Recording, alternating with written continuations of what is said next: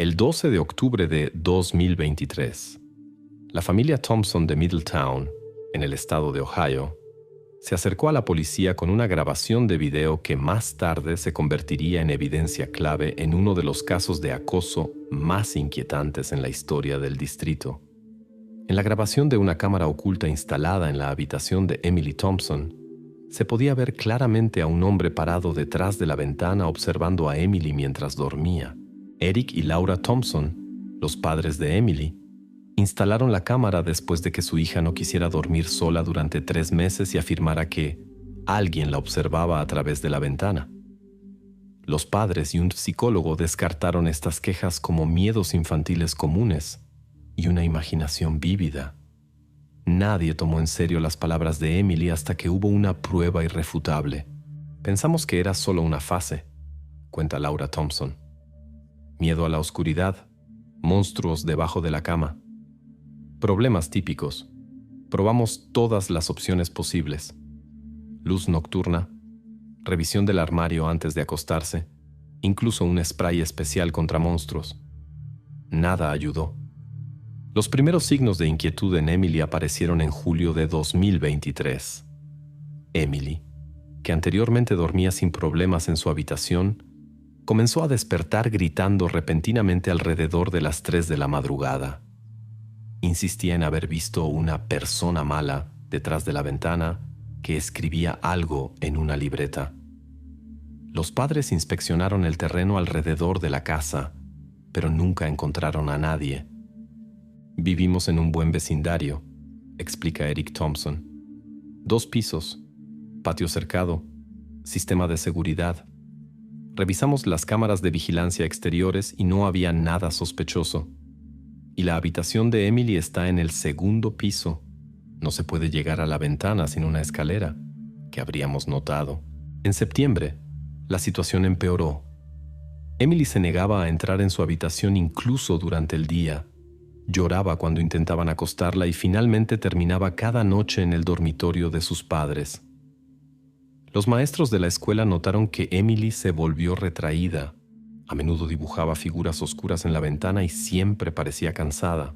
Consultamos con la psicóloga, la doctora Rina Murphy. Continúa Laura. Ella sospechaba que Emily podría tener ansiedad elevada, causada por algún factor de estrés.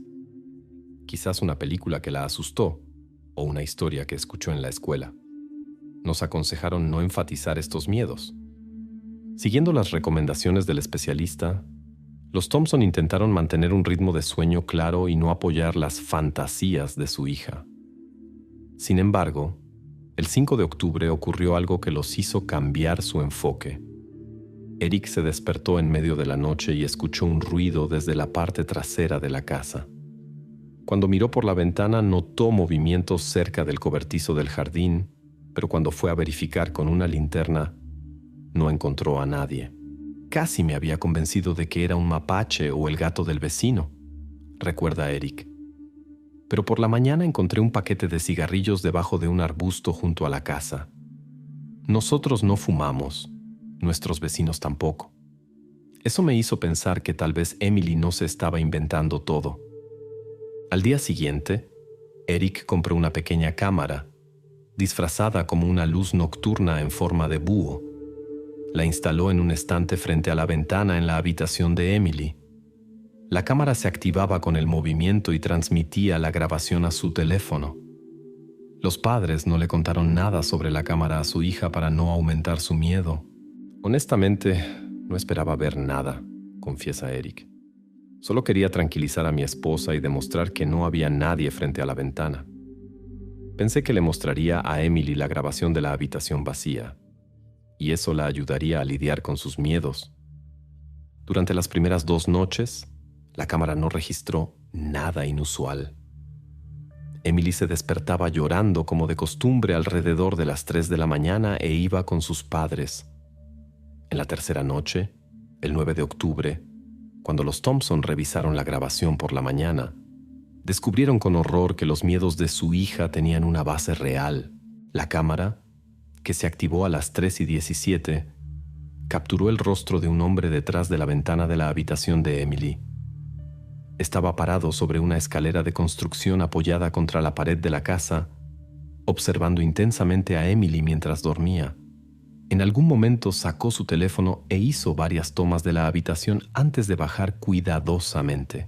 Sentí que el suelo se hundía bajo mis pies, recuerda Laura. Emily había estado tratando de decirnos la verdad durante meses y no le creímos. Esta persona la estaba observando, fotografiándola. Y quién sabe cuánto tiempo había estado sucediendo esto. Los Thompson contactaron inmediatamente a la policía, pero no informaron a Emily sobre el incidente. En su lugar, trasladaron su cama a su dormitorio y explicaron esto como trabajos de renovación en la habitación. Los oficiales examinaron la grabación y organizaron una vigilancia de la casa, pero nadie apareció en las siguientes 2 noches. Nos dijeron que necesitaban más información, explica Eric.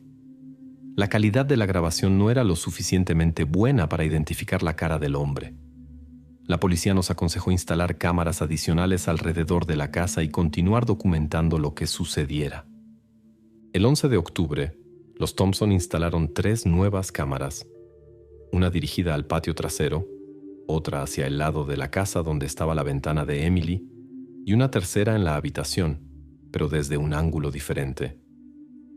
Esa noche, a las 3:14, las cámaras grabaron a un hombre que se acercaba a la casa nuevamente. Esta vez, la grabación era mucho más clara y la policía pudo distinguir detalles de su apariencia. La grabación recibida por las cámaras el 11 de octubre de 2023 se convirtió en el punto de inflexión de la investigación. En el video se podía ver a un hombre de unos 35 a 40 años, de estatura media, con ropa oscura y una gorra de béisbol que cubría parcialmente su rostro. Colocó metódicamente una escalera plegable, subió hasta la ventana de la habitación de Emily y pasó allí unos 10 minutos, fotografiando la habitación y tomando algunas notas en una pequeña libreta. Lo más inquietante era lo seguro que parecía, cuenta el investigador Carl Jenkins, quien fue nombrado principal responsable de este caso. Claramente no fue un acto espontáneo. El acosador conocía el plano de la casa, la ubicación exacta de la habitación de Emily y evidentemente también el horario de la familia. Hizo lo suyo con calma, sin prisa, lo que sugería una preparación a largo plazo. Después de ver la grabación, la policía intensificó las patrullas en la zona e instaló cámaras adicionales alrededor de la casa de los Thompson. Se recomendó a los padres que se mudaran temporalmente con familiares, pero Eric y Laura se negaron. No queríamos estresar aún más a Emily con cambios repentinos, explica Laura. Además, si nos hubiéramos ido, este hombre simplemente podría haberse escondido y esperar nuestro regreso. En su lugar, la familia cambió completamente el sistema de seguridad de la casa. Instalaron sensores de movimiento, cambiaron todas las cerraduras, añadieron rejas a las ventanas de la planta baja y reforzaron las puertas de entrada. Emily ahora dormía en el dormitorio de sus padres y en su habitación instalaron un verdadero centro de videovigilancia. La policía comenzó a identificar al acosador. Compararon la grabación con bases de datos de delincuentes locales, interrogaron a vecinos e investigaron la historia de la familia Thompson. Partimos de la suposición de que el acosador está de alguna manera conectado con la familia, explica el investigador Jenkins. En tales casos, generalmente no son personas al azar quienes se convierten en objeto de interés, sino aquellas con las que el perpetrador ha tenido contacto. La primera sospecha recayó sobre Mark Davison, un vecino de los Thompson. El soltero de 42 años vivía a 2 casas de distancia, y varios testigos señalaron que lo veían pasar a menudo por su casa. Además, su complexión y altura coincidían con las del hombre en la grabación. El 15 de octubre, la policía interrogó a Davison. No tenía una coartada sólida para las noches de los incidentes, dice Jenkins. Pero lo que realmente llamó nuestra atención, en su garaje se encontró una escalera plegable muy similar a la utilizada por el acosador. Davison explicó sus frecuentes paseos diciendo que sacaba a pasear a su perro y que usaba la escalera para tareas domésticas. accedió a proporcionar una muestra de ADN y huellas dactilares. Parecía genuinamente sorprendido y preocupado por la situación, señala Jenkins, pero no podíamos descartar su participación. Mientras se verificaba a Davison, la policía estableció una vigilancia las 24 horas de la casa de los Thompson. Pasaron 2 noches sin incidentes, lo que llevó a los investigadores a sospechar que el acosador podría haber notado las medidas de seguridad reforzadas y estarse ocultando temporalmente. Sin embargo, la situación cambió drásticamente en la noche del 18 de octubre. A las 2:45 de la madrugada, las cámaras captaron un movimiento en la profundidad del jardín de los Thompson. Un hombre, muy similar al de las grabaciones anteriores, se movía con cautela a lo largo del seto. Sin embargo, cuando notó un coche de policía que pasaba por la calle, desapareció rápidamente. Eso confirmó nuestros temores, dice Eric Thompson. No ha parado, solo se ha vuelto más cauteloso. Y lo más aterrador, parecía conocer la presencia de la policía, lo que indicaba su conocimiento de nuestras acciones. El 19 de octubre, llegaron los resultados de la verificación de Mark Davison. Su ADN y huellas dactilares no coincidían con los encontrados en la puerta del jardín de los Thompson, que presumiblemente el acosador había tocado. Además, un examen minucioso de las grabaciones de las cámaras mostró que la persona en el video tenía una complexión algo diferente y un andar característico que difería del vecino. Hemos vuelto al punto de partida, admite el investigador Jenkins. Pero ahora teníamos más datos sobre el acosador. Sabíamos que actuaba según un horario específico, preferentemente apareciendo alrededor de las 3 de la madrugada, y evidentemente estaba familiarizado con la ubicación de las cámaras de vigilancia. Mientras tanto, los Thompson comenzaron a notar otras señales inquietantes. Laura descubrió que alguien seguía su cuenta de Instagram con un perfil anónimo y miraba fotos, muchas de las cuales mostraban a Emily y el interior de su casa. Eric encontró una extraña carta en el buzón, una hoja de papel en blanco doblada de una manera específica que los expertos interpretaron posteriormente como un potencial marcador del acosador. Este hombre nos ha estudiado, dice Laura, no solo a nuestra hija, sino también nuestros hábitos, nuestra rutina diaria. Nos sentíamos como bajo un microscopio, sin saber de dónde vendría el próximo paso. La policía propuso otra estrategia: trasladar temporalmente a Emily al dormitorio, pero dejar en la habitación una muñeca que se pareciera a ella. El objetivo era atraer al acosador a una trampa cuando viniera a observar de nuevo. Los Thompson estuvieron de acuerdo, pero insistieron en agentes adicionales que prestaran servicio directamente en la casa. La noche del 21 de octubre fue decisiva. En el dormitorio colocaron una muñeca en la cama de Emily, mientras Emily permanecía con sus padres. 3 agentes de paisanos se posicionaron dentro de la casa, otros 4 en posiciones tácticas fuera. Todos estaban equipados con dispositivos de visión nocturna y radios. A las 3:02 de la madrugada, las cámaras captaron un movimiento en el patio trasero. El acosador emergió de la oscuridad, pero se comportaba diferente a antes. En lugar de usar la escalera para observar por la ventana, se dirigió a la puerta trasera. Las cámaras captaron claramente cómo sacaba algunas herramientas y comenzaba a manipular la cerradura. Ese fue un punto de inflexión, explica el investigador Jenkins. Su comportamiento escaló de la observación a un intento de intrusión. Entendimos que debíamos actuar de inmediato. Los agentes recibieron la señal para el arresto, pero en el último minuto algo asustó al acosador. Interrumpió abruptamente sus manipulaciones en la cerradura, levantó la cabeza como si hubiera oído algo y desapareció rápidamente en la oscuridad. La policía organizó una persecución, pero el perpetrador logró escapar a través de los jardines vecinos. Se movía por una ruta estudiada de antemano, observa uno de los oficiales involucrados en la operación. Claramente tenía un plan de retirada. Este no es un perpetrador impulsivo, sino alguien que se preparó cuidadosamente.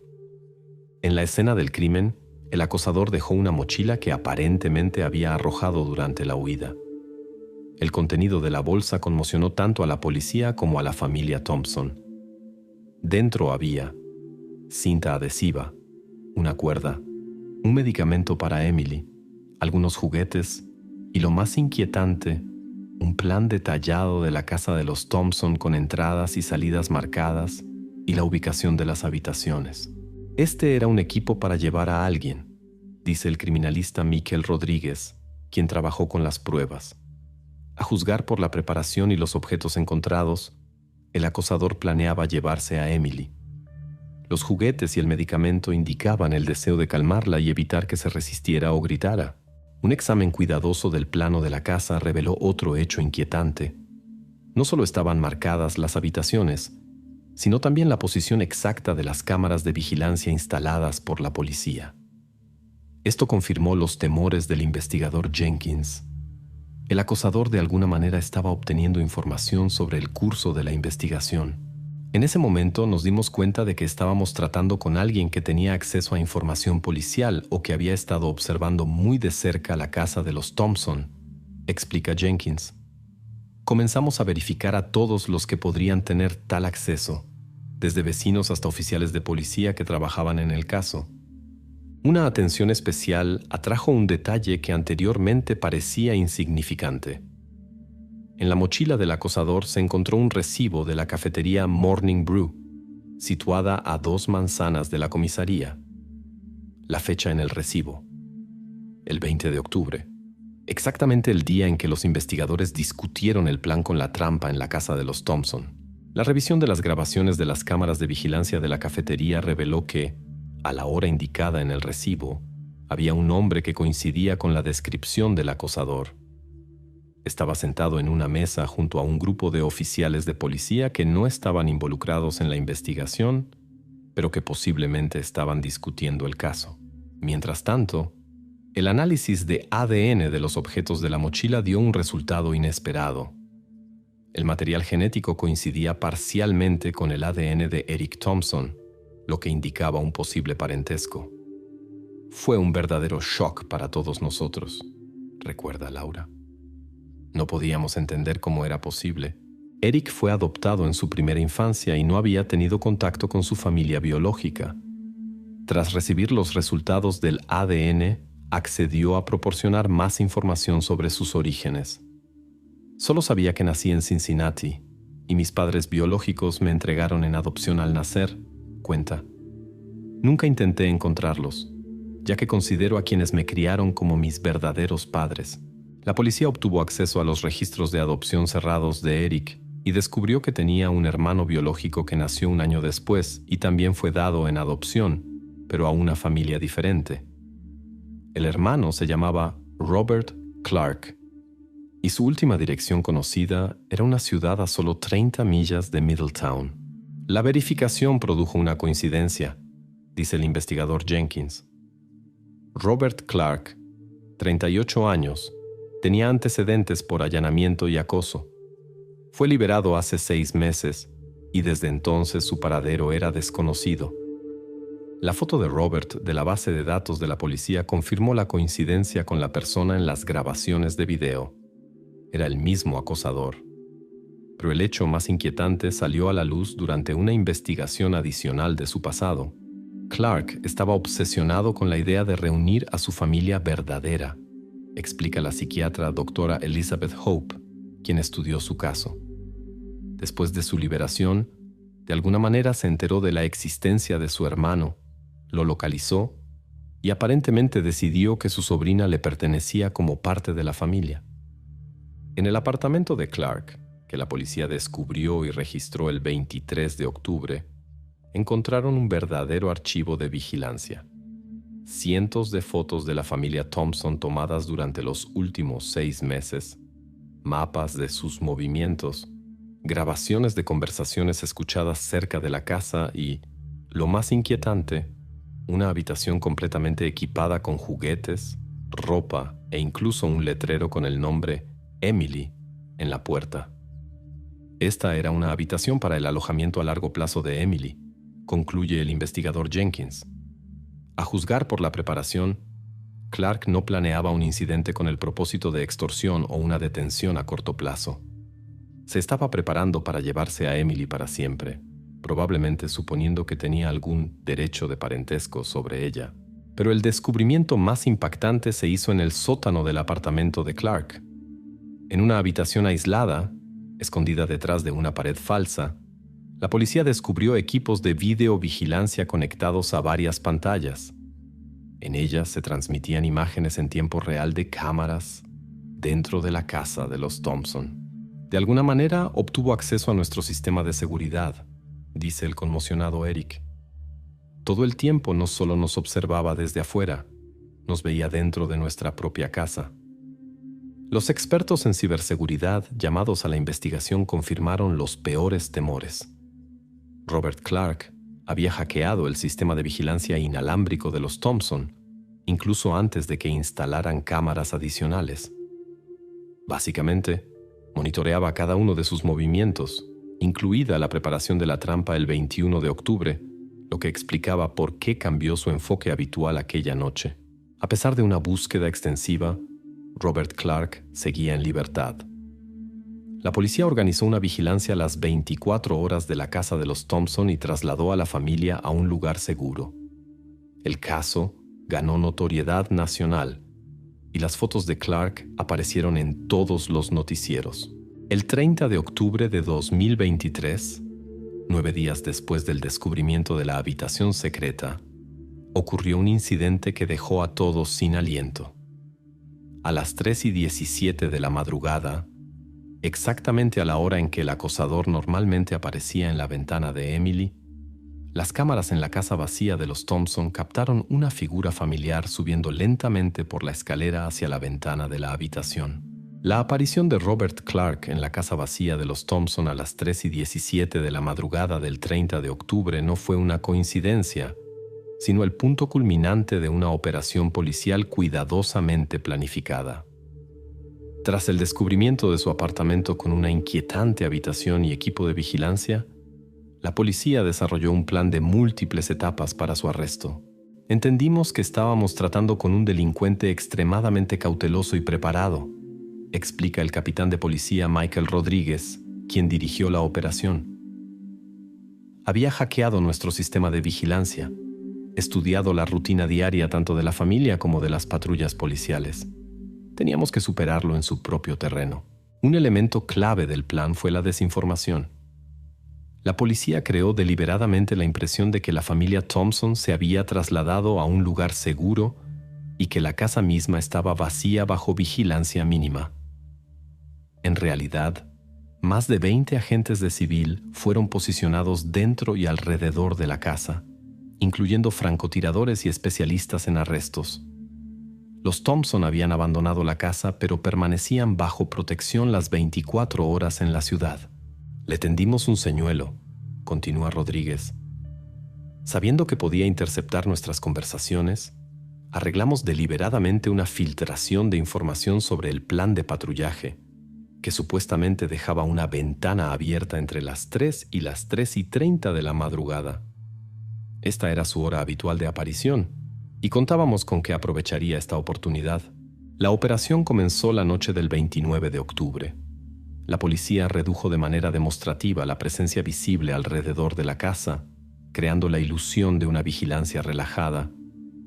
Dentro de la casa, en la habitación de Emily, se colocó una muñeca que imitaba a alguien dormido y el sistema de iluminación fue programado para mantener el ritmo habitual de la familia.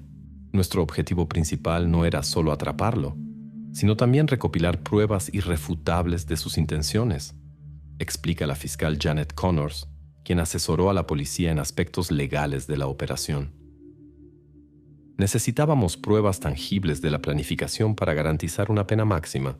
La espera duró toda la noche. Los policías, posicionados en puntos estratégicos dentro y alrededor de la casa, mantuvieron silencio absoluto y movimiento mínimo. El agente de operaciones especiales James Thornton, que se encontraba en el armario de la habitación, relató más tarde: fueron las horas más tensas de mi carrera. Sabíamos que podía aparecer en cualquier momento y que era potencialmente peligroso. A las 2:58 de la madrugada, un sensor perimetral en el límite de la propiedad registró un movimiento. Las cámaras de vigilancia en modo infrarrojo mostraron una figura moviéndose a lo largo del seto, la silueta familiar de Robert Clark. Llevaba ropa oscura, un gorro de punto en la cabeza, guantes en las manos y una bolsa sobre el hombro. Sus movimientos eran cautelosos pero seguros. Se movía como alguien que sabe exactamente a dónde va y qué está haciendo, recuerda la oficial Sarah Lockhart, quien monitoreaba la transmisión de las cámaras.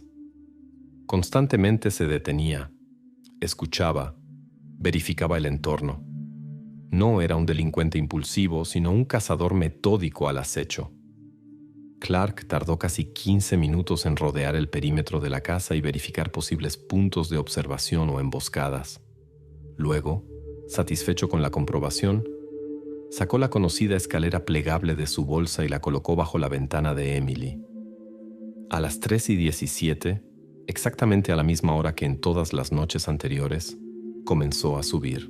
Este era un comportamiento casi ritual, comenta la psicóloga doctora Rachel Stevens, quien asesoraba a la policía. La adherencia a un tiempo concreto indica rasgos de personalidad compulsiva y un profundo significado simbólico de este momento para el perpetrador. Al llegar a la ventana, Clark no miró dentro, como lo había hecho antes. En cambio, sacó una pequeña herramienta de su bolsa, similar a un cortador de vidrio, y comenzó a trabajar en el marco de la ventana. Este fue el momento que los policías habían estado esperando, la transición de la observación a acciones activas para entrar en la casa. El comandante de la unidad especial dio la señal para el arresto. Simultáneamente, se encendieron potentes focos que iluminaron la casa y el patio. A través de un altavoz, sonó la orden de rendirse y bajar de la escalera con las manos en alto. La reacción de Clark sorprendió incluso a policías experimentados. En lugar de entrar en pánico o huir, se giró abruptamente en la escalera, sacó una pistola de su bolsa y disparó al foco más cercano, destruyéndolo. Luego saltó con agilidad inesperada de la escalera desde la altura del segundo piso y se precipitó hacia el seto. Se movía como un combatiente entrenado, recuerda el oficial Jack Wilson, quien participó en la operación. Todo sucedió tan rápido que apenas tuvimos tiempo de reaccionar. Su velocidad y determinación nos sorprendieron. Comenzó una persecución en el terreno alrededor de la casa. Clark, evidentemente familiarizado con la disposición del vecindario, saltaba sobre vallas, se abría paso a través de arbustos y cambiaba de dirección varias veces para confundir a sus perseguidores. 2 veces se detuvo para disparar a los policías que se acercaban, obligándolos a buscar cobertura. El momento decisivo llegó cuando Clark intentó trepar por la valla que separaba la propiedad de los Thompson de la propiedad vecina. La oficial María Gutiérrez, que había tomado posición al otro lado, disparó un tiro de advertencia y le ordenó rendirse. En lugar de obedecer, Clark apuntó el arma a la oficial. Gutiérrez se vio obligada a disparar de manera selectiva y lo hirió en el hombro. Incluso después de la lesión intentó resistirse, informa Gutiérrez. Se necesitaron 3 agentes para desarmarlo y ponerle las esposas. Todo el tiempo no dijo ni una palabra, solo nos miraba con una especie de fría ira. El detenido Robert Clark fue llevado inmediatamente al hospital bajo vigilancia reforzada. La lesión no era grave, pero requirió intervención quirúrgica. Después de la operación fue trasladado a la unidad penitenciaria del hospital, donde finalmente comenzó a hablar. Aún así, no lo entendéis. Sus primeras palabras al investigador Jenkins fueron sin emoción alguna. Ella me pertenece. Esa es mi familia, mi sangre. No tenéis derecho a mantenernos separados. El registro de la bolsa de Clark, que había dejado caer durante la huida, proporcionó a la investigación pruebas impactantes de sus intenciones.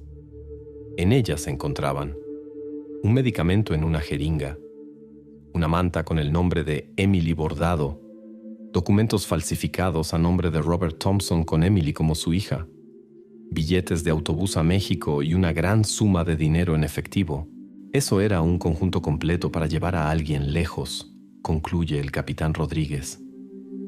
planeaba llevarse a Emily y salir del país inmediatamente con documentos falsificados. Dada su obsesión y meticulosa preparación, estamos seguros de que habría sido extremadamente difícil encontrarla si hubiera logrado ejecutar su plan. La exitosa detención de Clark permitió a la familia Thompson respirar con alivio. Eric, Laura y Emily finalmente pudieron regresar a casa.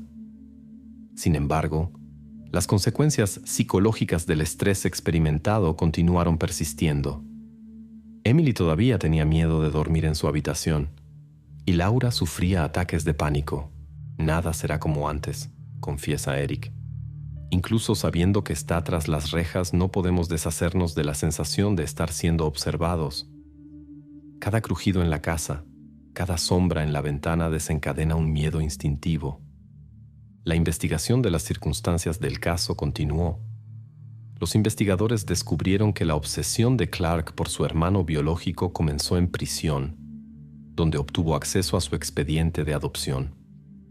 Tras su liberación, contrató a un investigador privado que le ayudó a encontrar a Eric Thompson. Originalmente, su motivación podría haber sido inocente, el deseo de reunirse con su único pariente de sangre, explica la psiquiatra, Dra. Stevens. Pero Clark tiene graves trastornos mentales, incluyendo un trastorno delirante y una personalidad antisocial. Su concepto de familia y pertenencia está profundamente distorsionado. Los registros del disco duro incautado del apartamento de Clark mostraron el verdadero alcance de su obsesión. Había estado observando a la familia Thompson durante más de un año, mucho antes de que Emily comenzara a quejarse del hombre en la ventana. El especialista en informática descubrió un archivo sistemático con miles de fotos, grabaciones de conversaciones e incluso copias de documentos personales de la familia, desde historiales médicos hasta extractos bancarios. Un descubrimiento particularmente perturbador fue el diario detallado de Clark, donde describía su derecho sobre Emily y planes para su rescate de la familia falsa. Las entradas se volvieron cada vez más delirantes y paranoicas con el tiempo, a menudo mencionando una señal que había recibido en un sueño, indicando las 3:17 como la hora sagrada de la reunión. Estamos tratando con una persona que ha perdido completamente el contacto con la realidad, concluye la doctora Stevens. Ha creado una realidad alternativa donde sus acciones no solo están justificadas, sino que son necesarias para restaurar la justicia. El 10 de noviembre tuvo lugar la primera audiencia judicial en el caso de Clark. Se le acusó de intento de sustracción, entrada ilegal, acoso, posesión ilegal de armas, agresión a agentes de policía y resistencia al arresto. Si era condenado por todos los cargos, se enfrentaba a hasta 30 años de prisión. La defensa solicitó una evaluación psiquiátrica alegando que Clark no era responsable en el momento de los delitos. La jueza Alexandra Martínez ordenó un examen psiquiátrico exhaustivo, cuyos resultados debían presentarse en 30 días. Mientras tanto, investigaciones adicionales sacaron a la luz nuevos detalles inquietantes. El análisis del ordenador de Clark mostró que no solo había buscado información sobre la familia Thompson, sino también sobre otras personas aproximadamente de la misma edad y apariencia similar a Emily. En su disco duro se encontraron carpetas con los nombres de 4 otras personas que contenían sus fotos, direcciones escolares y otra información personal. Esto nos ha llevado a reconsiderar nuestra comprensión de sus motivos, admite el investigador Jenkins. Es posible que su obsesión con Emily no estuviera exclusivamente relacionada con el parentesco sanguíneo, como supusimos inicialmente. Hay razones para creer que esto es parte de un patrón de comportamiento más amplio y perturbador. Cuando los investigadores comenzaron a contactar con las familias de otros mencionados en la lista de Clark, descubrieron que 2 de ellos también se habían quejado de un hombre extraño cerca de sus casas por la noche. Una familia incluso había presentado una denuncia a la policía sobre un hombre sospechoso al que se había visto varias veces fotografiando su casa. Pero debido a la falta de pruebas concretas, el caso no había sido seguido. Estos descubrimientos llevaron a la suposición de que Emily Thompson posiblemente no era el primer y único objetivo de Clark. podría haber estado seleccionando víctimas potenciales según ciertos criterios, y el parentesco con Eric Thompson era solo una justificación conveniente para su obsesión en este caso particular. Parece que apenas estamos empezando a entender el verdadero alcance de la situación, dice la fiscal Connors. No estamos tratando con un incidente aislado, sino con el comportamiento sistemático de un acosador en serie que podría representar una amenaza para varias familias simultáneamente. El 15 de noviembre ocurrió un incidente que llevó a los investigadores a reconsiderar sus suposiciones nuevamente. Un empleado de la prisión donde Clark estaba detenido a la espera de su juicio descubrió extraños símbolos en la pared de su celda, los mismos que se encontraron en su apartamento en la llamada habitación de Emily. Junto a los símbolos estaban las palabras 3 y 17. Ella espera. Yo iré. Considerando que Clark estaba bajo constante vigilancia y no tenía acceso al mundo exterior, esta nota causó seria preocupación. La administración de la prisión reforzó la guardia y ordenó vigilancia las 24 horas de su celda. Sin embargo, el psiquiatra que evaluaba su condición sugirió que la nota podría no ser una amenaza, sino un signo de psicosis profunda. Probablemente realmente cree que de alguna manera puede llegar a Emily a pesar de las barreras físicas, explica el doctor Alan Fisher, quien realizó la evaluación. Esto es testimonio de una grave desconexión de la realidad y sugiere un posible trastorno delirante con elementos de pensamiento mágico. El 17 de noviembre, justo cuando parecía que la situación finalmente estaba bajo control, la familia Thompson experimentó un nuevo shock. Cuando Laura regresó a casa con Emily después de una visita al psicólogo, descubrió un dibujo en la mesa de la cocina que no estaba allí antes. El dibujo mostraba a una persona que se parecía a Emily sosteniendo la mano de un hombre grande y debajo, en escritura irregular, decía: «El tío Robert viene a las 3 y 17. Mis piernas cedieron», recuerda Laura.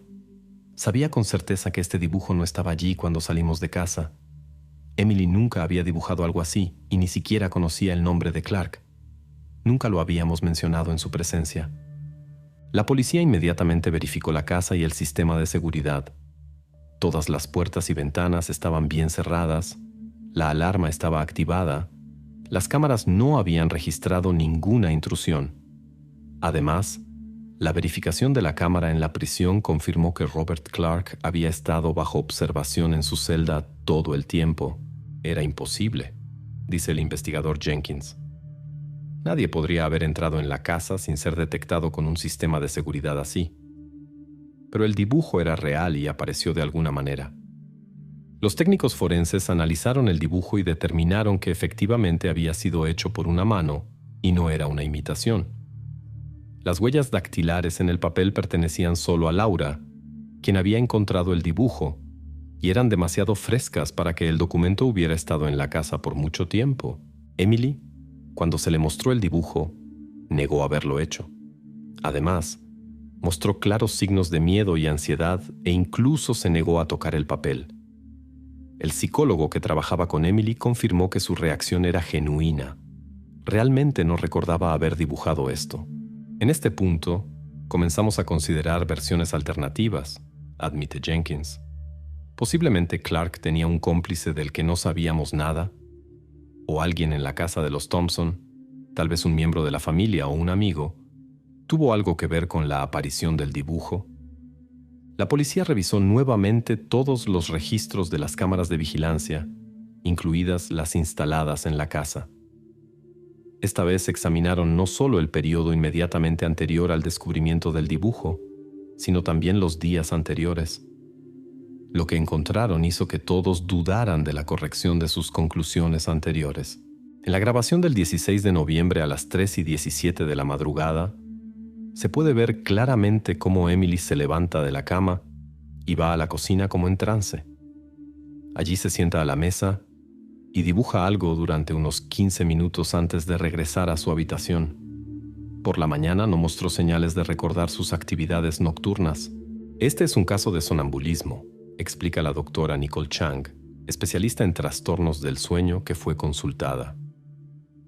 En estado de sueño profundo, algunas personas son capaces de realizar acciones bastante complejas sin ser conscientes de ello o sin conservar recuerdos después de despertar. Pero esta explicación dejaba abierta la pregunta principal.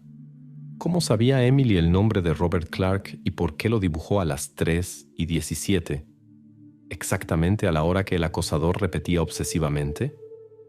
La familia aseguró que nunca habían discutido estos detalles en presencia de Emily. Los investigadores volvieron a analizar las grabaciones de las cámaras de seguridad en la casa de los Thompson de los últimos meses, precisamente las grabaciones a las que Clark, como sabían, había tenido acceso. Buscaron momentos en los que se pudieran haber discutido detalles del caso en la casa que Emily podría haber oído por casualidad, y encontraron algo inesperado.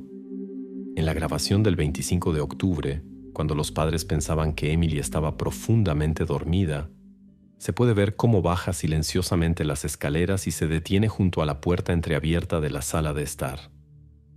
Dentro, Eric y Laura están hablando con el investigador Jenkins y discutiendo detalles del caso, incluido el nombre de Clark y su obsesión con la hora 3:17. Las personas a menudo escuchan y entienden mucho más de lo que pensamos, comenta la psicóloga Mary Dawson. Incluso si la información les parece incomprensible o aterradora, pueden integrarla en sus miedos, juegos o, como en este caso, en un estado de sonambulismo. Este descubrimiento ofreció una explicación racional para la aparición del dibujo, pero no disminuyó las preocupaciones de la familia. El hecho de que Emily hubiera interiorizado tan profundamente el miedo al tío Robert, que incluso se manifestaba en su subconsciente, hablaba de un trauma psicológico serio. Esto no es el final, sino apenas el comienzo de un largo proceso de curación, enfatiza la doctora Dawson. Incluso cuando la amenaza física se elimina, quedan cicatrices emocionales, especialmente en aquellos cuyo sentido de seguridad en el mundo todavía está en desarrollo. La familia Thompson enfrentaba un largo camino para restaurar una vida normal.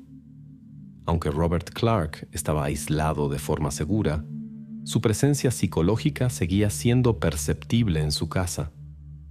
Era particularmente inquietante que Emily, que antes se despertaba cada noche por miedo, ahora dormía tranquilamente, pero exactamente a las 3:17 cada noche, se sentaba en la cama con los ojos abiertos durante unos minutos, miraba hacia la ventana y luego volvía a acostarse, sin recordarlo por la mañana.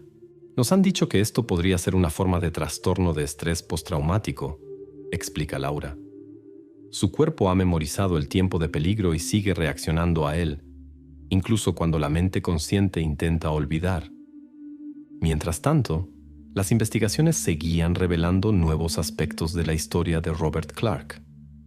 La policía descubrió que antes de su encarcelamiento, había trabajado como especialista técnico en una empresa que instalaba sistemas de seguridad. Esto explicaba su capacidad para hackear cámaras de vigilancia y eludir el sistema de alarma en la casa de los Thompson. Un descubrimiento más inquietante fue una serie de casos sin resolver de acoso en 3 distritos vecinos, que coincidían temporalmente con los periodos en que Clark estaba en libertad. 5 casos desde 2015 hasta 2017, antes de su arresto anterior, y 2 más en los últimos 6 meses después de su liberación, tenían una firma similar. Todos involucraban la observación por la noche. Parece que el caso de los Thompson es solo la punta del iceberg, dice el capitán Rodríguez. Cada día encontramos más evidencia de que Clark podría haber sido un acosador en serie que posiblemente eludió a la justicia durante años. El 20 de noviembre de 2023, exactamente a las 3:17 de la madrugada, las cámaras en la celda de prisión de Robert Clark grabaron un incidente extraño. El prisionero, que normalmente dormía a esta hora, se sentó repentinamente en su catre, se volvió hacia la pared donde estaban dibujados los símbolos y comenzó a repetir monótonamente: «Te veo, Emily. Voy por ti». Después de unos minutos de este extraño monólogo, volvió a acostarse y se sumió en el sueño, y por la mañana no recordaba el incidente. En el mismo momento, Emily también se sentó en la cama en la casa de los Thompson y susurró mirando hacia la ventana. «Te veo, tío Robert. Sé que vienes». Esta inquietante sincronicidad, grabada por cámaras de vigilancia en 2 lugares diferentes, presentó a los investigadores una nueva y perturbadora pregunta. ¿Qué pasaría si la conexión entre el acosador y su víctima fuera más compleja y profunda de lo que habían sospechado? El comportamiento sincronizado de Emily Thompson y el encarcelado Robert Clark llevó a los investigadores a reconsiderar la naturaleza de su enfoque del caso. El capitán Rodríguez formó un grupo especial que incluía psiquiatras, expertos en análisis de comportamiento y especialistas en psicología. La tarea principal era entender la naturaleza de esta inquietante conexión y proteger a Emily de más impactos psicológicos. Estamos ante una situación que va más allá de una investigación criminal ordinaria, admite el investigador Jenkins. Físicamente, Clark está aislado y no representa una amenaza inmediata, pero psicológicamente, de alguna manera sigue influyendo en Emily, y necesitamos entender el mecanismo de esta influencia. La doctora Eleonora Reed, especialista líder en psiquiatría forense, propuso una teoría denominada efecto espejo. En algunos casos, se forma una conexión psicológica específica entre el acosador y la víctima. La víctima comienza inconscientemente a reflejar los patrones de comportamiento del acosador como mecanismo de protección. Literalmente se convierte en un espejo para predecir y controlar la fuente de la amenaza. Esta teoría fue confirmada por un examen más profundo del historial médico de Clark. En su expediente psiquiátrico, creado durante su encarcelamiento anterior, se observó una tendencia al comportamiento ritual con fijación en momentos específicos. Particularmente reveladora fue la nota de que Clark se despertaba regularmente a las 3:17 de la madrugada, afirmando que escuchaba una llamada. La hora 3:17 tenía un significado especial, casi místico para él, explica el doctor Alan Fisher, quien examinó el caso de Clark. Creía que en este momento la frontera entre mundos se vuelve más delgada y es posible establecer una conexión especial con aquellos a quienes consideraba suyos. Por supuesto, esta es una creencia delirante, pero para él era absolutamente real. El equipo de psicólogos sospechaba que Emily, que había estado bajo la observación de Clark durante muchos meses, había internalizado inconscientemente sus patrones de comportamiento. Su despertar a las 3:17 y las declaraciones idénticas a las palabras de Clark eran el resultado de un trauma psicológico y un intento peculiar de protección, controlar lo que no se podía prevenir. Para probar esta teoría, la doctora Reed propuso un experimento simple pero efectivo. Con el consentimiento de los padres, Emily fue trasladada a otro dormitorio. Los muebles fueron completamente reorganizados y la rutina diaria fue cambiada, incluida la hora de acostarse. Si la conexión con Clark era solo una proyección psicológica y nada más siniestro, estos cambios deberían interrumpir el patrón establecido. Los primeros resultados fueron alentadores. En el nuevo entorno, Emily dormía más tranquila y su despertar nocturno a las 3:17 cesó. Sin embargo, la alegría fue prematura.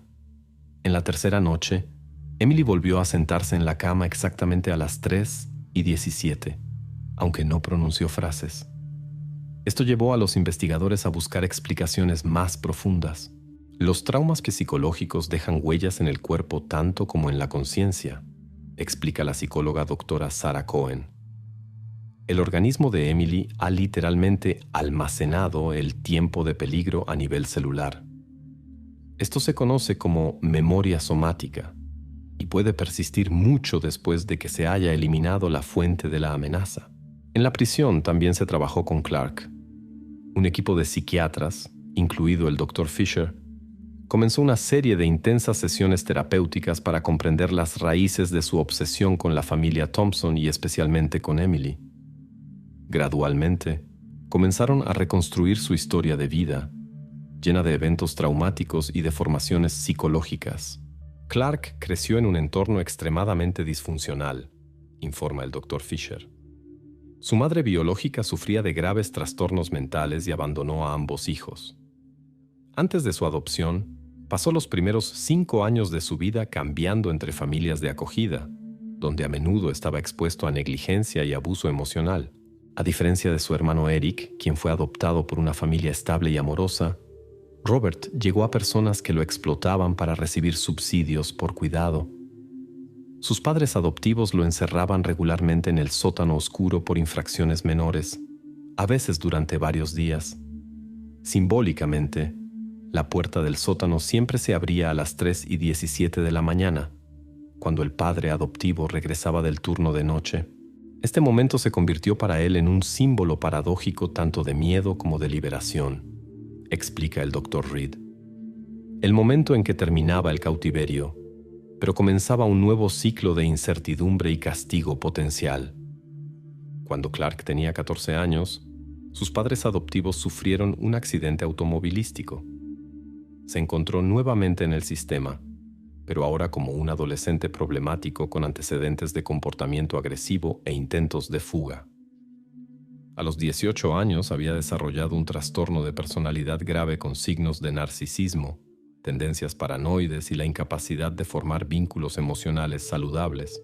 Su primer encuentro con la ley ocurrió a la edad de 22 años, informa el investigador John Morgan, quien investigó la historia criminal de Clark. Persiguió a su exnovia, quien había terminado la relación con él. Significativamente apareció exactamente a las 3:17 de la madrugada en su ventana, afirmando que estaba comprobando si todo estaba bien con ella. Esto fue seguido por una serie de arrestos por acoso, allanamiento de morada y amenazas. Las víctimas eran generalmente mujeres que habían rechazado sus avances o familias que, según él, necesitaban su protección. Las evaluaciones psiquiátricas repetidamente identificaron un trastorno de personalidad, pero Clark siempre rechazó el tratamiento, afirmando que él estaba bien, el mundo a su alrededor estaba roto. Un punto de inflexión en su vida llegó en prisión, donde cumplía una sentencia de 3 años por acoso y allanamiento de morada. Allí obtuvo acceso a sus documentos de adopción y se enteró de la existencia de su hermano. Este descubrimiento desencadenó una nueva obsesión: encontrar a el único pariente verdadero y reunir a su verdadera familia. Para personas como Clark, con identidad inestable y sin vínculos saludables, la idea de lazos de sangre puede convertirse en una fijación, explica el Dr. Reed. Es un concepto concreto y tangible al que aferrarse en busca de significado y pertenencia. Después de su liberación, Clark contrató a un detective privado que lo ayudó a encontrar a Eric Thompson. Originalmente planeaba simplemente presentarse y ofrecer restablecer las relaciones familiares. Sin embargo, cuando vio que Eric tenía una hija, sus planes cambiaron. En su percepción distorsionada, Emily se convirtió en el símbolo de la familia que nunca tuvo, continúa el Dr. Reed. Se convenció de que tenía más derechos sobre ella que los extraños que criaban a su sobrina. Un caso clásico de proyección narcisista y creencia delirante en la propia legitimidad. En lugar de establecer contacto directo, Clark comenzó a observar a la familia, pasando gradualmente de la simple recopilación de información a formas más invasivas de vigilancia. Creía que estaba estudiando su verdadera familia y preparándose para la reunificación, explica el Dr. Fisher. En su percepción, esto no era acoso, estaba protegiendo y preparándose para salvar a Emily de un mundo que veía como hostil. En diciembre de 2023, se completó el examen psiquiátrico de Clark. Los expertos le diagnosticaron una combinación de varios trastornos graves: trastorno de personalidad narcisista, trastorno delirante con elementos paranoides y rasgos obsesivo-compulsivos. Sin embargo, concluyeron que entendía la ilegalidad de sus acciones, lo que lo hacía legalmente responsable. No estaba bajo la influencia de un episodio psicótico, concluye el Dr. Reed. Planeó sus acciones metódicamente, tomó precauciones, evitó ser descubierto. Sus trastornos explican los motivos, pero no le quitan la responsabilidad de la decisión consciente de violar la ley. El juicio contra Robert Clark comenzó el 15 de enero de 2024 y atrajo considerable atención pública. La Fiscalía presentó amplias pruebas de su culpabilidad, incluidos materiales de vigilancia encontrados en su apartamento, grabaciones de cámaras de seguridad, testimonios de testigos e informes de psiquiatras. La defensa, reconociendo los problemas mentales del acusado, intentó lograr una reducción de la sentencia, argumentando que sus acciones fueron el resultado de una infancia difícil y trastornos mentales no tratados. Sin embargo, el jurado no se convenció con estos argumentos, especialmente después de ver videos que mostraban la metódica frialdad de sus acciones. El 7 de febrero de 2024, Robert Clark fue declarado culpable de todos los cargos. La jueza Alexandra Martínez lo condenó a 25 años de prisión con tratamiento psiquiátrico obligatorio y 5 años de supervisión después de su liberación.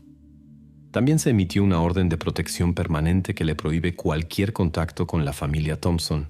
Sus acciones muestran un alto nivel de peligro para la sociedad, explicó la jueza al pronunciar la sentencia. Acoso sistemático, intrusión en la vida privada de una familia, planificación de un incidente. Todo esto indica la necesidad de un aislamiento prolongado para proteger a las víctimas potenciales y proporcionarle el tratamiento necesario. Para la familia Thompson, la sentencia trajo un sentimiento de alivio, pero no una liberación completa del miedo. Nos dijeron que tomaría tiempo recuperarse completamente, dice Laura, especialmente para Emily. Un trauma de este tipo no desaparece simplemente porque el perpetrador esté tras las rejas. Emily continuó trabajando con un psicólogo para superar gradualmente las consecuencias del estrés experimentado. Sus despertares nocturnos a las 3:17 se volvieron cada vez menos frecuentes, aunque no cesaron por completo. Un progreso especial fue que comenzó a dormir nuevamente en su habitación, aunque solo con la luz nocturna encendida y con la condición de que la puerta permaneciera abierta. Estamos tratando de volver a la normalidad paso a paso, informa Eric. Nuevas cortinas, reordenamiento de muebles, pintura fresca en las paredes. Todo para que la habitación luzca diferente y cree nuevas asociaciones. Mientras tanto, la historia de Robert Clark continuó revelándose, trayendo nuevos descubrimientos inquietantes. El análisis de su computadora reveló conexiones con comunidades en línea especializadas en métodos de vigilancia e intrusión en hogares privados. La policía descubrió que participaba en foros bajo varios seudónimos, compartiendo técnicas para eludir sistemas de seguridad y métodos para la observación desapercibida de objetivos. Este no fue un caso aislado de trastorno mental, concluye el investigador Jenkins. Clark buscó activamente información y comunidades que pudieran ayudarlo con el acoso. Sabía que sus acciones eran ilegales y aprendió activamente a evitar el arresto. Aún más perturbador fue el descubrimiento de una parte encriptada del disco duro de Clark, que los especialistas pudieron descifrar recién en marzo de 2024. Allí se encontraban expedientes detallados no solo sobre la familia Thompson, sino también sobre otras 6 familias con niños, que vivían en 3 estados diferentes. Cada expediente contenía fotos, direcciones, rutinas diarias y notas de Clark sobre vulnerabilidades en sus sistemas de seguridad. Descubrimos que los Thompson no fueron su primer objetivo, dice el capitán Rodríguez. Antes de ellos acosaba a la familia Campbell de Ohio, pero dejó de hacerlo después de que se mudaran a otro estado. Parece que seleccionaba metódicamente objetivos potenciales y pasaba al siguiente cuando el primero se volvía inaccesible. Esta información confirmó los temores iniciales de los investigadores. Robert Clark no era solo una persona con un trastorno mental, obsesionado con una familia específica. Era un acosador en serie que había desarrollado un enfoque sistemático para seleccionar víctimas y preparar incidentes. Al combinar información de su computadora con datos de casos sin resolver en diferentes jurisdicciones, la policía vinculó a Clark con 12 casos de acoso en los últimos 10 años. En 5 casos, los expedientes se cerraron por falta de pruebas. En 3 casos, las víctimas no presentaron denuncias oficiales por miedo a las consecuencias. y en 4 casos las familias se mudaron para escapar de la amenaza. Este es un ejemplo clásico de cómo los acosadores en serie pueden permanecer sin ser detectados durante mucho tiempo, explica el psicólogo criminal Dr. Michael Brandt. Son lo suficientemente inteligentes para no cruzar ciertos límites, cambian frecuentemente de ubicación y métodos, y sus víctimas a menudo prefieren simplemente mudarse en lugar de pasar por un complejo proceso de enjuiciamiento penal. En abril de 2024, cuando parecía que el caso finalmente se había cerrado, ocurrió un incidente que volvió a agitar la preocupación de la familia Thompson. Emily, que no se había despertado a las 3:17 durante varias semanas, de repente se sentó en la cama en medio de la noche y dijo claramente: «Ha encontrado otra persona». Después de eso, se volvió a acostar y durmió profundamente, y por la mañana no recordaba nada. Los padres, preocupados por este episodio, contactaron a la doctora Cohen, quien seguía trabajando con Emily. La psicóloga sospechaba que esto podría ser simplemente un efecto residual del trauma, especialmente dado que la familia había discutido las noticias sobre el caso Clark durante la cena la noche anterior. Sin embargo, el investigador Jenkins, al enterarse de este incidente, decidió verificar el estado del prisionero. Lo que descubrió le llevó a reforzar inmediatamente las medidas de seguridad alrededor de la familia Thompson. Resultó que Robert Clark había establecido contacto con otro recluso, Victor Rains, que iba a ser liberado en 2 semanas. Los registros de la prisión documentaron sus conversaciones regulares en el área común, y el análisis de las cartas de Rains, interceptadas por la administración, reveló mensajes ocultos a un tal Mark con instrucciones para verificar un apartado postal específico después de su liberación. Clark intentaba usar a Rains como intermediario para continuar la vigilancia de la familia Thompson, explica el investigador Jenkins. Esto no era inusual. Los criminales de su tipo a menudo buscan formas de mantener el control sobre la situación incluso desde la prisión. La policía vigiló el apartado postal indicado y arrestó a Rains 3 días después de su liberación cuando intentaba recoger el contenido. Este contenía instrucciones detalladas de Clark, incluida la dirección de los Thompson, planos de la casa e instrucciones para observar a Emily. También había un sobre con $5,000 en efectivo, dinero que, como se descubrió más tarde, Clark había ahorrado durante su trabajo en el almacén antes de su arresto. Rains, quien había sido previamente condenado por delitos menores, no era un cómplice ideológico de Clark. Simplemente había acordado verificar a la familia de un amigo por dinero, sin interesarse particularmente en los detalles o motivos. Tras su arresto, cooperó completamente con la investigación y proporcionó información sobre todas las conversaciones con Clark y sus planes. Este incidente confirmó lo que sabíamos sobre personas como Clark, dice el Dr. Brandt. Su obsesión no termina con el aislamiento. Continúan buscando formas de mantener la ilusión de control, a menudo utilizando intermediarios o manipulando a otros para lograr sus objetivos. Tras este descubrimiento, Robert Clark fue trasladado a una prisión de alta seguridad con contactos restringidos.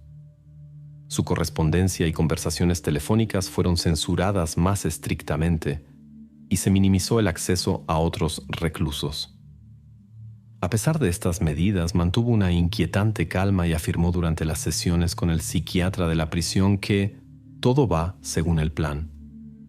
En el verano de 2024, la vida de la familia Thompson comenzó a volver gradualmente a la normalidad. Mantuvieron medidas de seguridad reforzadas, pero ya no sentían la presencia constante de una amenaza. Emily regresó a la escuela, encontró nuevos amigos y comenzó a nadar, una actividad que, según la doctora Cohen, le ayudaba a lavar el miedo del cuerpo. Sus despertares nocturnos a las 3:17 cesaron por completo, lo que los psicólogos consideraron un indicador significativo de recuperación. El cuerpo finalmente ha recibido la señal de que el peligro ha pasado, explica la doctora Cohen. Esto no significa que el trauma esté completamente curado, pero indica la formación de nuevas conexiones neuronales saludables.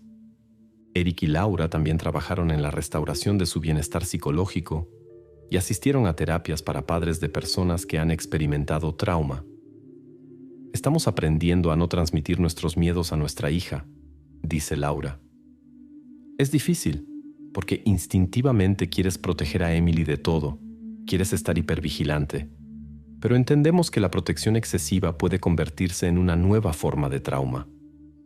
En agosto de 2024, casi un año después del comienzo de la pesadilla, la familia Thompson dio un paso importante. Vendieron la casa y se mudaron a otra ciudad. Esta decisión no se tomó por miedo, sino como una elección consciente para comenzar un nuevo capítulo de vida sin recuerdos constantes del pasado. No estamos huyendo, enfatiza Eric. Estamos avanzando. La casa que una vez fue nuestro refugio se convirtió en un lugar lleno de recuerdos difíciles. Emily merece crecer en un espacio que no esté marcado por el miedo. Su nueva casa, en un pintoresco suburbio a 3 horas en coche de Middletown, fue seleccionada teniendo en cuenta todos los aspectos de seguridad, sin convertirla en una fortaleza. Se instaló discretamente un sistema de vigilancia moderno, sin recordar constantemente los peligros potenciales. La habitación de Emily fue completamente renovada según sus deseos, creando un espacio asociado solo con emociones positivas. Fue un trabajo colectivo de psicólogos, expertos en seguridad y, por supuesto, la propia Emily, informa Laura.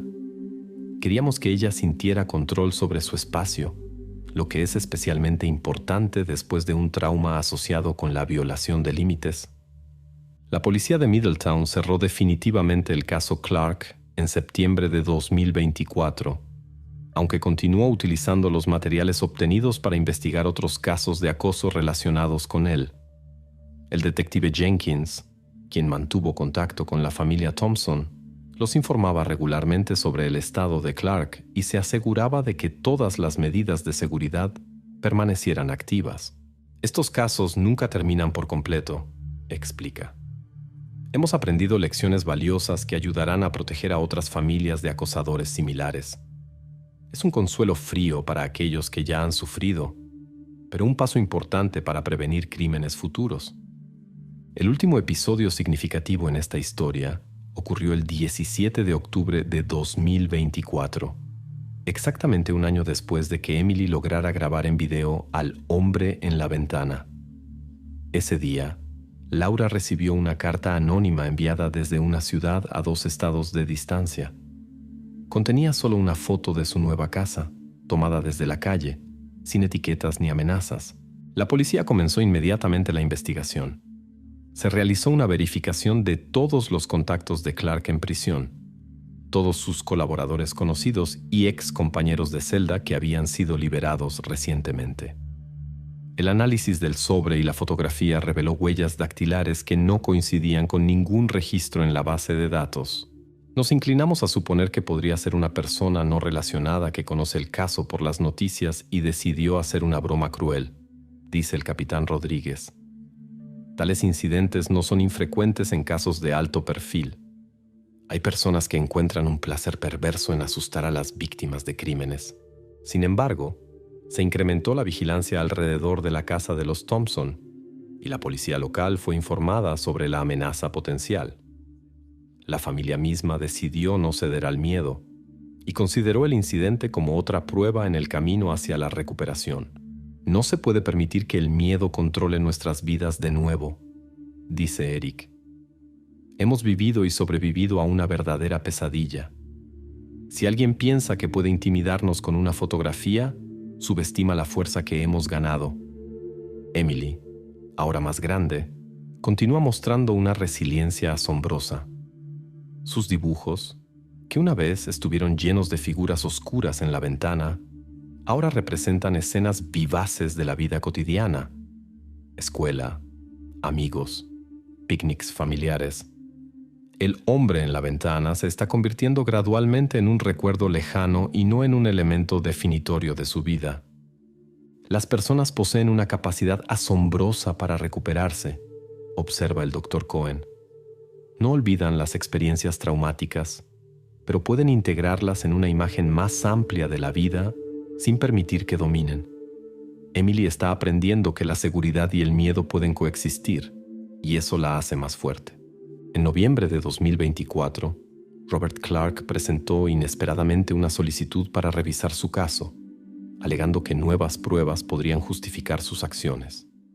El tribunal rechazó esta solicitud sin consideración y la reconoció como un intento de manipular el sistema judicial. Los psiquiatras que lo observaban señalaron que este es un comportamiento típico de una personalidad narcisista incapaz de aceptar la pérdida de control y la derrota. A diciembre de 2024, Robert Clark continúa cumpliendo su sentencia de 25 años en una prisión de máxima seguridad. Según informes de la administración penitenciaria, permanece aislado de otros reclusos debido a intentos de manipularlos. Su estado mental se describe como estable, pero sin signos de mejora o asunción de responsabilidad por sus acciones. La familia Thompson, superando las consecuencias de lo vivido, ha encontrado un nuevo propósito: ayudar a otras víctimas de acoso. Eric y Laura fundaron la organización sin fines de lucro Espacio Seguro, que proporciona apoyo legal y psicológico a familias que enfrentan situaciones similares. Su historia, contada en un documental con su consentimiento, ayudó a llamar la atención sobre el problema del acoso y la necesidad de mejorar la legislación en esta área. No elegimos este papel, dice Laura, pero si nuestra experiencia puede ayudar a otras familias a evitar lo que pasamos, entonces toda esta pesadilla no fue en vano. El epílogo de esta historia permanece abierto. Para la familia Thompson, la vida continúa, empujando gradualmente las sombras del pasado. Para el sistema judicial, el caso Clark se convirtió en un precedente importante que cambió el enfoque para investigar casos de acoso. Y para la sociedad, es un recordatorio de que a veces las peores amenazas no acechan en la imaginación, sino en la ventana a las 3:17 de la madrugada, esperando pacientemente el momento para entrar. Como señaló el detective Jenkins en su última entrevista sobre el caso, la historia del hombre en la ventana no es solo una crónica criminal. Es una advertencia sobre lo importante que es escuchar los miedos de nuestros seres queridos, incluso cuando parecen infundados. A veces los monstruos son reales, y nuestra tarea es proteger a los más vulnerables de su sombra.